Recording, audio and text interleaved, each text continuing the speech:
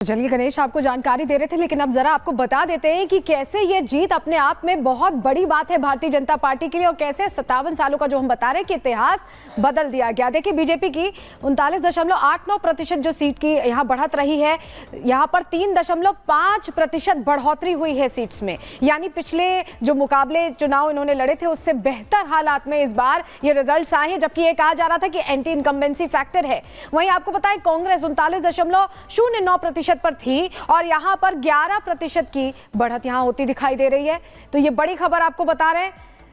जिस तरह अभी जीत हुई है उससे मनोबल बढ़ा हुआ है हरियाणा में। जो कार्यकर्ता और नायब सिंह सैनी को आप देख रहे हैं जिनको बदला गया और उनको ये जिम्मेदारी दी गई, साइलेंटली उन्होंने सब कुछ बदला है, क्योंकि कहा यह जा रहा था कि इमोशंस भारतीय जनता पार्टी के फेवर में उस वक्त नहीं थे जब ये तब्दीली की गई थी, नाराजगी थी, और उस नाराजगी को बदलकर कैसे उन्होंने सब कुछ बदला है ये हम आपको बता रहे हैं।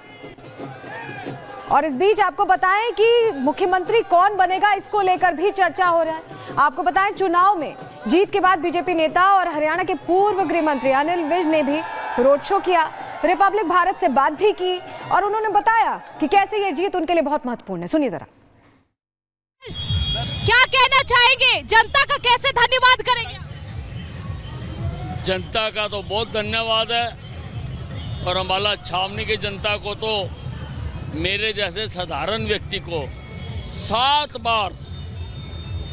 बार यहाँ से विधायक बनाया। अम्बाला छावनी की जनता को तो बार बार नमन है।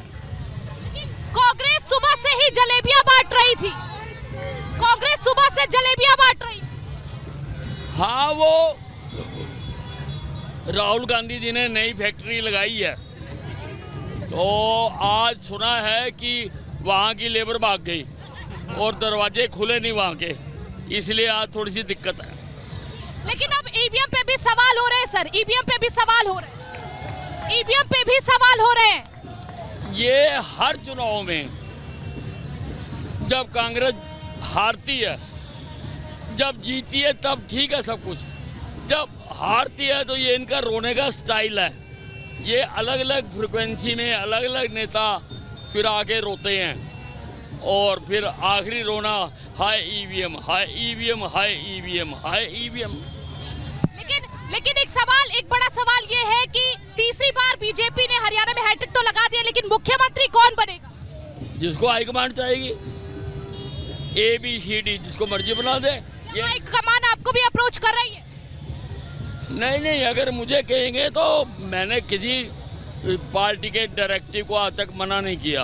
अगर मुझे कहेंगे तो मैं भी इनकार नहीं करूंगा और हरियाणा को हिंदुस्तान की सर्वश्रेष्ठ स्टेट बना के दूंगा। लेकिन अगर नायब सिंह सैनी को बनाते कोई ऐतराज तो नहीं होगा? नहीं, जो हाईकमांड करे, मुझे तो जहाँ खड़ा कर देगी मैं वहीं से चक्के मारूंगा। बीजेपी नेता अनिल विज को आप सुन रहे थे, जो गदगद नजर आए, खुश नजर आए, लेकिन हरियाणा में नंबर आए। अब महाराष्ट्र पर असर देखने को मिलेगा, कैसे आपको जानकारी देते हैं। हरियाणा के नतीजों का महाराष्ट्र पर असर संभव है।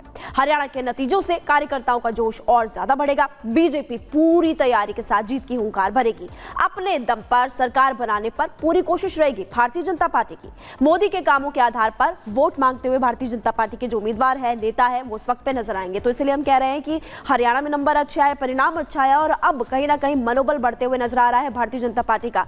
और खबरों में आगे बढ़ते हैं और अब आपको सीधी ग्राउंड पर ले चलते हैं कोमल से। कोमल इस वक्त हमारे साथ जुड़ी हुई है हरियाणा भवन से, आपको वहीं पर ले चलते हैं। कोमल, हरियाणा की बात करें तो देखिए इस वक्त कार्यकर्ताओं में खूब जोश देखने को मिल रहा है। अभी हम चर्चा कर रहे थे कि महाराष्ट्र में इसका असर देखने को मिलेगा। बहरहाल हरियाणा की बात करें, अब आगे क्या, किस तरह से कार्यकर्ता जश्न मना रहे हैं, आज क्या खास होने वाला है हरियाणा में? बिल्कुल, देखिए हरियाणा की बात करें तो बीजेपी की बम्पर जीत हुई है, हैट्रिक बीजेपी ने मारी है। लेकिन इसके बाद हरियाणा से लेकर के राजधानी दिल्ली तक में हलचल काफ़ी ज़्यादा तेज़ हो गई है। अभी जिस तरह से हमने हरियाणा के अध्यक्ष, बीजेपी अध्यक्ष मोहनलाल बटौली से बात की थी, उसके बाद यहाँ पे देखिए वो पहुँचे हुए हैं, नायब सिंह सैनी यहाँ पे पहुँचे हैं। प्रधानमंत्री नरेंद्र मोदी से मुलाकात करने के बाद देखिए नायब सिंह सैनी इसी हरियाणा भवन में पहुँचे हैं। जब उनसे हमने बात की कि आगे आखिर आप लोगों का क्या स्केड्यूल है, तो साफ तौर पर उनका ये कहना है कि अब हरियाणा के जितने भी भी वरिष्ठ नेता है उन सब की मौजूदगी जो है वो हरियाणा भवन में है, यानी दिल्ली के हरियाणा भवन में है। हलचल तेज हो गई है, लगातार जो बीजेपी के शीर्ष नेतृत्व है उनसे मुलाकात हो रही है। और देखिए, क्योंकि अब जो है सीएम का चेहरा कौन होगा। अगर कल हम बात करें तो कृष्णपाल गुर्जर की, जो केंद्रीय राज्य मंत्री है, फरीदाबाद को रिप्रेजेंट करते हैं, तो उन्होंने भी साफ तौर पर कोमल, जो आप बता रही हैं, तो अब मंथन चल रहा है, कैसे सब कुछ तय तमाम होता है, किस दिन की तारीख तय होती है, उस पर हमारी नजर रहेगी। बहुत शुक्रिया आपका जुड़ने के लिए और जानकारियां देने के लिए। और यहाँ रिपब्लिक भारत पर वक्त हो गया एक छोटे से ब्रेक का, कहीं मत जाइए, जल लौट। सबसे पहले बात हरियाणा विधानसभा की। हरियाणा में बीजेपी ने 57 साल का रिकॉर्ड तोड़ दिया है और इस बार के चुनाव में चुनावी इतिहास में पत्थर की लकीर भी खींच दी है। प्रधानमंत्री मोदी और साथ ही केंद्रीय गृह मंत्री अमित शाह की जो चुनावी रणनीति रही, उसके आगे हरियाणा बीजेपी का जमीन पर काम भी दिखा और इस सब ने बीजेपी को प्रचंड बहुमत दिलाई है। लेकिन अब बीजेपी की जीत को कांग्रेस पचा नहीं पा रही है।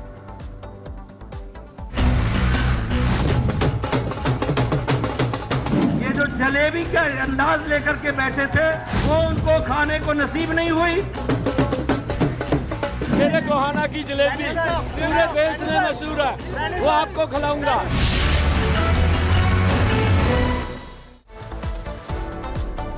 तो हरियाणा में ऐसा उलटफेर हुआ कि कांग्रेस हैरान रह गई, क्योंकि जो एग्जिट पोल में था उससे अलग इतर तस्वीर यहां हरियाणा में निकलकर सामने आई और 57 सालों का जो इतिहास रहा है उसे भारतीय जनता पार्टी ने बदल दिया है और ये जीत अब कांग्रेस पचा नहीं पा रही है। इस बीच आपको बताएं, बड़ी खबर मिल रही है पीएम मोदी से। हरियाणा के सीएम नायब सिंह सैनी ने मुलाकात की है और ये मुलाकात करीब 1 घंटे चली है। जीत के बाद ये मुलाकात अपने आप में बहुत महत्वपूर्ण हो जाती है। गृह मंत्री अमित शाह की मौजूदगी थी, बीजेपी अध्यक्ष जेपी नड्डा मौजूद रहे। आदरणीय प्रधानमंत्री जी से